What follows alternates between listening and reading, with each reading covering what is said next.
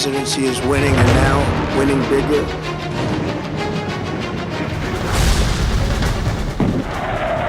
America, Israel और Iran के बीच जारी जंग अब ऐसे मोड़ पर पहुंच चुकी है जहां हर बयान अपने आप में एक नई रणनीति का संकेत बन रहा है।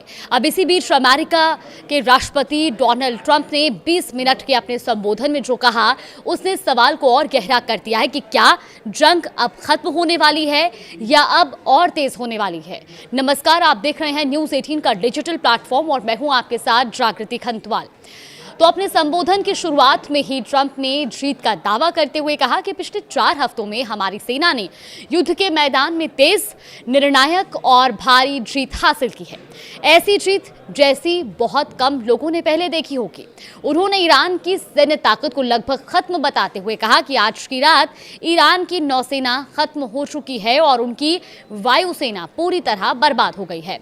इस्लामिक रेवोल्यूशनरी गार्ड कॉर्प्स का कमांड और कंट्रोल लगातार तबाह किया जा रहा है। ट्रंप यही नहीं रुके, उन्होंने ये भी दावा किया कि ईरान मिसाइल और ड्रोन क्षमता को भी गंभीर रूप से कमजोर कर दिया गया। अब उनके शब्दों में मिसाइल और ड्रोन लॉन्च करने की उनकी क्षमता को बड़े पैमाने पर खत्म कर दिया गया। यहां तक कि उन्होंने ये भी कहा कि युद्ध के इतिहास में कभी भी किसी दुश्मन को इतने कम हफ्तों में इतना विनाशकारी नुकसान नहीं झेलना पड़ा। लेकिन इसी संबोधन में कहानी का दूसरा पहलू भी सामने आया।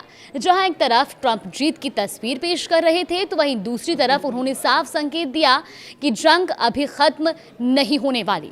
उन्होंने कहा कि आने वाले 2 से 3 हफ्तों में हम उन्हें बेहद कड़ा जवाब देंगे और साथ ही ट्रंप ने यह भी इशारा किया कि जरूरत पड़ने पर ईरान के तेल ढांचों को भी निशाना बनाया जा सकता है, यानी सैन्य दबाव अभी और बढ़ सकता है।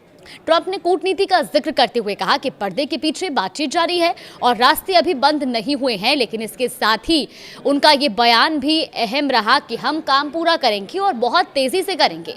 अब ये साफ संकेत है कि अमेरिका अपनी सभी ऑपरेशन को अब अधूरा नहीं छोड़ना चाहता है। अपने संबोधन में ट्रंप ने होर्मुज स्ट्रेट को लेकर भी बड़ा बयान दिया। उन्होंने कहा कि अमेरिका को होर्मुज स्ट्रेट की जरूरत नहीं है और साथ ही उन देशों पर निशाना भी साधा जो अमेरिका का साथ नहीं दे रहे। उन्होंने गद्दार तक कह दिया। ट्रंप का दावा था कि जैसे ही ये संघर्ष खत्म होगा, होर्मुज अपने आप खुल जाएगा और इस बीच उन्होंने ये भी दावा किया कि ईरान अब दबाव में है। उनके मुताबिक ईरान ने सीज़फायर की मांग की है। हालांकि जमीनी हालात इस दावे की पुष्टि नहीं करते, लेकिन ट्रंप का ये बयान उनकी रणनीतिक स्थिति को दिखाता है। एक तरफ दबाव, दूसरी तरफ बातचीत। ट्रंप ने अपने संबोधन में ये भी कहा कि अमेरिका अपने लगभग सभी सैन्य लक्ष्यों के करीब पहुंच चुका है और अब हम अपने मिशन के अंतिम चरण में हैं। ट्रंप का ये भी कहना है कि ईरान को कभी भी परमाणु हथियार हासिल नहीं करने दिया जाएगा, लेकिन सबसे अहम बात उनके इस संकेत में छिपी थी, जिसमें उन्होंने कहा कि कई जंगें लंबी चलती हैं और ये बयान बताता है कि अमेरिका खुद भी इस संभावना को नजरअंदाज नहीं कर रहा कि संघर्ष जल्द खत्म नहीं होगा।